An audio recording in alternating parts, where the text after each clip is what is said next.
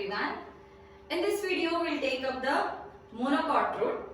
In the previous video we have completed the dicot root, so please watch the dicot root video before starting with the monocot root. So monocot root,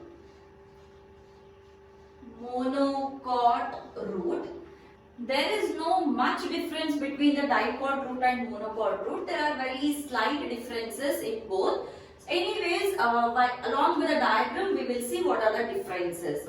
So coming to the monocot root, again we have three structures in the monocot root, that is the outermost epidermis and then the middle cortex and the stele region.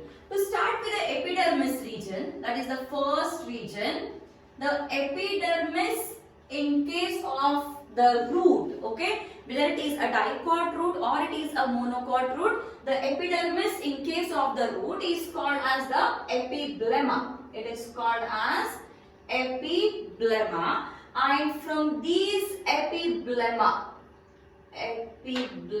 okay, just a second, B-L-E-M-A, epiblema.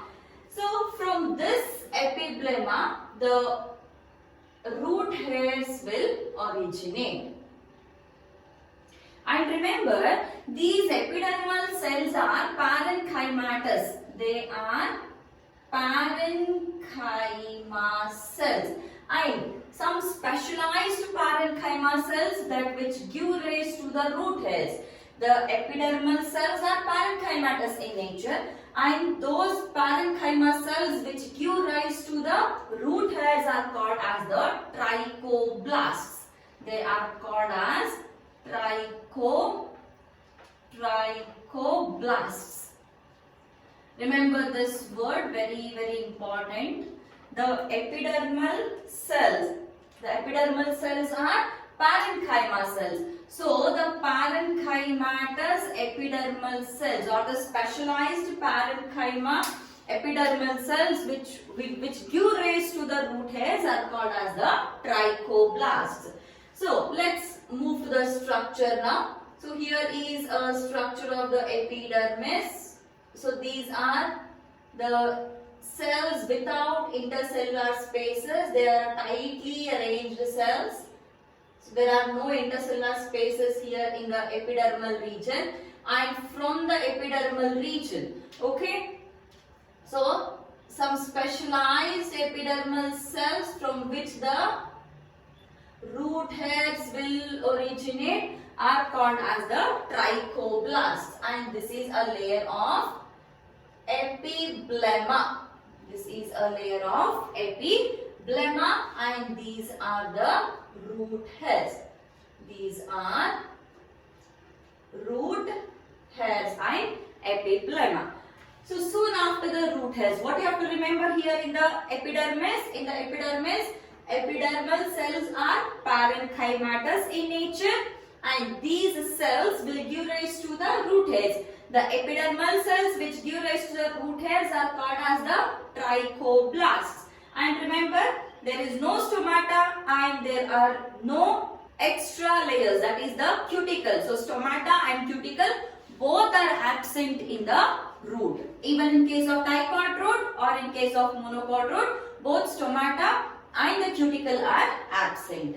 Then second part, the second part is the cortex region. Cortex region. So here in the cortex, we'll first have the outline. In the previous class, I have taught how to draw the diagram, right? So first make a boundary here. So this is the boundary. After the boundary, take up the vascular region. So leave some gap.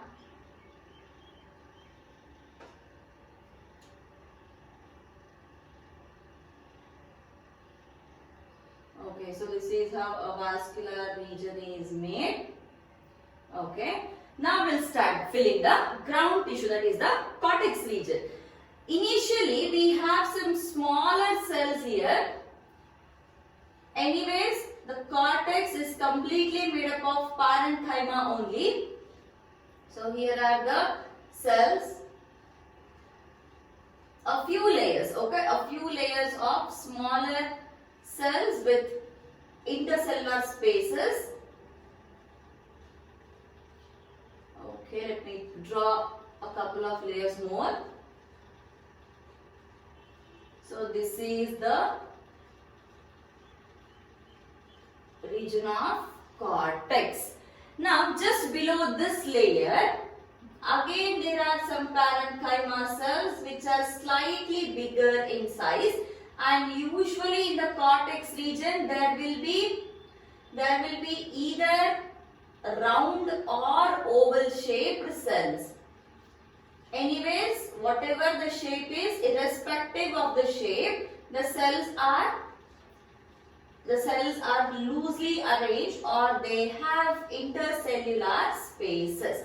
So here I am drawing one more layer of the cortex, that is the parenchyma cells. Okay. So these are a few layers of the parenchyma cells. In this region or in this cortex, I have drawn two types of cells. Both are parenchyma only, no doubt both are parenchyma, but some cells are smaller here.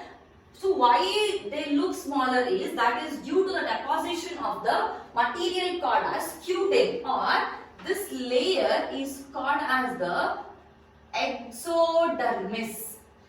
Exodermis, and this is the general cortex, and then let's draw one more region here first so that we will have a better understanding.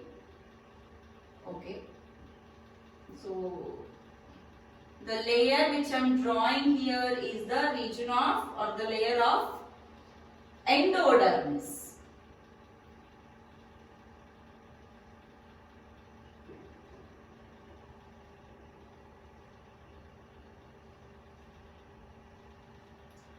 So we have already seen all these parts in the previous video also. I hope you already know this, but still let us repeat it once again.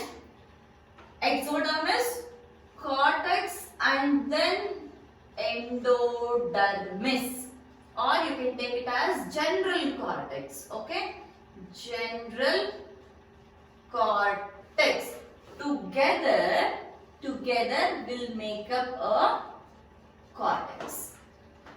Exodermis, the cells are cutinized. And then there is a general cortex. After the general cortex, there are endodermis cells. Here we get to see one more type of cells also. Of course, the cells are again cortex cells only. So there are a few cells like this which are slightly elongated. They are also parenchymatous only. Remember, these cells are also parenchymatous.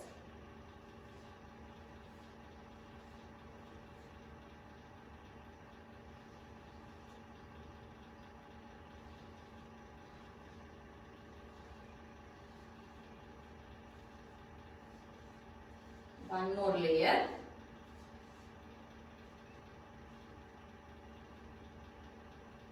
Okay. So the complete region from here, that is the exodermis region till the endodermis region, it is all the cortex, and it is all completely made up of parenchyma only. Next, moving on to the next region. So the next region here is the third one, that is the steel region. Of course, the endodermis which I have written here is same as the DICOT root only. That is what is there in the endodermis. Inside the endodermis, so there are Casparian strips present, isn't it? So what are the Casparian strips? How are they formed? These all details we have already seen it in the DICOT root. So please guys, if you have not watched the DICOT root, then go and watch the DICOT root video. The link is being given in the description box, and then come back to the monocot root, because most of the things are almost same here. So we are not stressing much, only the differences are being stressed. So this is the region of the endodermis, and the cells which doesn't have the Casparian strips are called as the passage cells. Then, so this strip is called as a Casparian strip or Casparian thickenings. Inner to the endodermis, it is all the steel region. What do we have in the steel region? In the steel region, we have 1 or 2 layers of the pericycle. The cells which I am drawing here, this is all the pericycle cells, and again the pericycle cells are also parenchymatous in nature. So I am just drawing only one single line of the pericycle, but generally there will be 3 to 4 layers or sometimes even more layers of the pericycle. And like in case of the dicot root, the pericycle is not participating here in the secondary growth because there is no secondary growth in the dicot, in the monocot stem. Okay, let me draw one more layer also so that it should not be confusing. So this is a layer of pericycle. No secondary growth in case of the monocots. Irrespective of whether it is a root or it is a stem, there is no secondary growth in the monocots. Only dicots exhibit the secondary growth. So this is a layer of the pericycle. This is pericycle. So the first region in the steel is the pericycle, isn't it? The first is the pericycle. After the pericycle, next comes the vascular region or vascular bundles. Vascular bundles, it consists of xylem and phloem, right? So let me first write the xylem. Remember, in case of the dicot root, we had seen that number of patches of xylem were 2 to 4, isn't it? But here, the xylems are usually, the number of patches of xylem are more than 6. The first region is the pericycle. Second region, it is the vascular bundle. In the vascular bundle, we have xylem and phloem. Xylem, how many patches of xylem are there? More than 6. More than 6 in polyarch condition. In polyarch condition. The xylem are more than 6 in polyarch condition. And however, what kind of arrangement do they follow? They are in exarch condition. They are in exarch. What do you mean by exarch? Exarch is the protoxylem is towards the periphery and the metaxylem is towards the center. That is called as an exarch condition. Then, what is the arrangement of the xylem and phloem? The arrangement is radial. They have the radial types of vascular bundle. So if you let us first arrange them in the radial condition. Since there should be more than 6, so let's first start it from here. The first one, second one, third one, fourth, fifth, sixth, seventh. Okay, 2 became quite bigger. 1, 2, 3, 4, 5, 6 and 7. So 1, 2, 3, 4, 5, 6, 7, 8. Fine. We have got 8 xylem patches now. So if they are in the exarch condition, if it is an exarch condition, then the protoxylem should be towards the periphery and the metaxylem should be towards the center. So then definitely this will pose as a metaxylem. This is a metaxylem because the protoxylem should be present towards the periphery. So let's draw the proto now. Okay, this is how it is.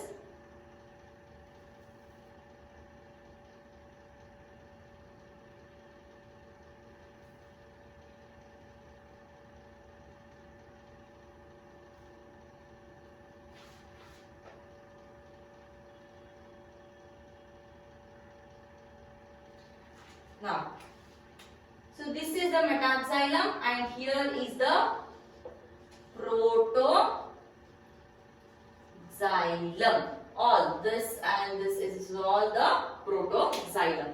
Now, if it is a radial arrangement, then between the xylem there should be the phloem present. So here are the patches of the phloem. One, let's just write it in the dotted lines.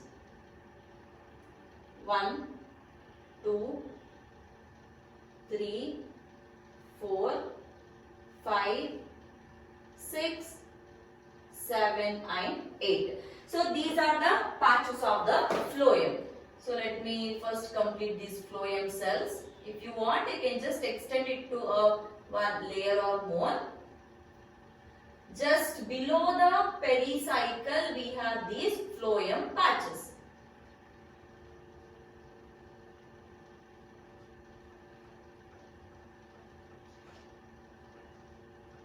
But remember, there is no secondary phloem formed or there is no secondary xylem formed here as in the case of the dicots.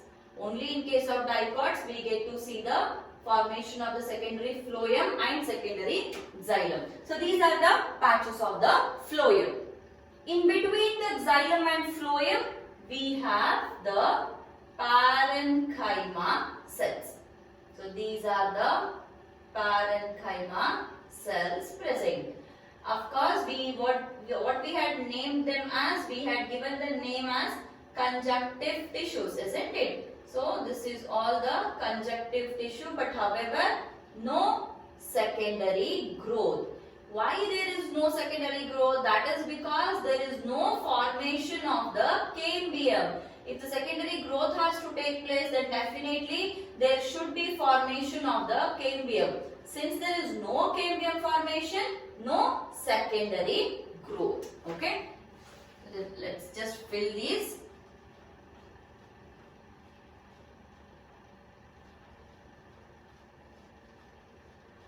Okay, this is all the conjunctive tissue. Coming to the innermost part here. Here the innermost part is again made up of the parenchyma cells, and this region is called as the pith. This is the region of pith. So this is metaxylem and protoxylem, and here are the patches of the phloem. After the phloem, the innermost region is the pith, and pith is large and is conspicuous in case of the monocot root.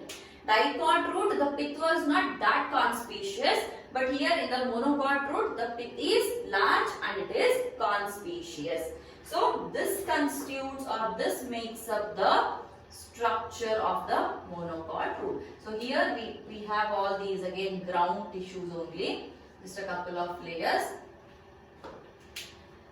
If you observe the diagram, what are the differences that you can actually see between the dicot root and the monocot root? Dicot root we have seen in the previous video, right?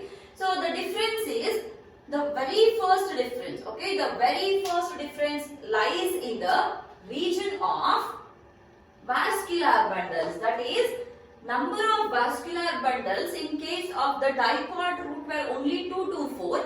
Whereas here in the monocot root, the number of xylem patches or number of vascular the xylem patches or phloem patches, they are usually more than 6. See, radial arrangement, whatever the number of xylem are, the same number will be phloem also. So we take only xylem into consideration. So the number of xylem patches were 2 to 4 in the dicot root. Here in the monocot root, it is more than 6 in a polyarch condition. However, it is radial arrangement only, and it is exact condition. There also it is exact condition. The next difference, okay, the first difference is number of vascular bundles. So let's just write it here. The first difference is first one is number of vascular bundles. Dicot, it is 2 to 4. Monocot, it is more than 6. It is more than 6 in a polyarch condition. This is the first one. Second one, pericycle. pericycle, in case of pericycle, in the dicots, the pericycle is participating in the secondary growth. Whereas in case of the monocot, there is no secondary growth because there is no cambium form. So instead of taking it as pericycle, you can directly write it as cambium. Cambium is produced in the dicots, it is not produced in the monocots. And since there is no formation of cambium, so there is no secondary growth, which is the third difference. Secondary growth is seen in the dicots and secondary growth is not seen in the monocots. Then, one important difference is pith. Pith is inconspicuous. Inconspicuous in dicots and conspicuous in monocots. That is, it is small in the dicots and it is large in the monocots.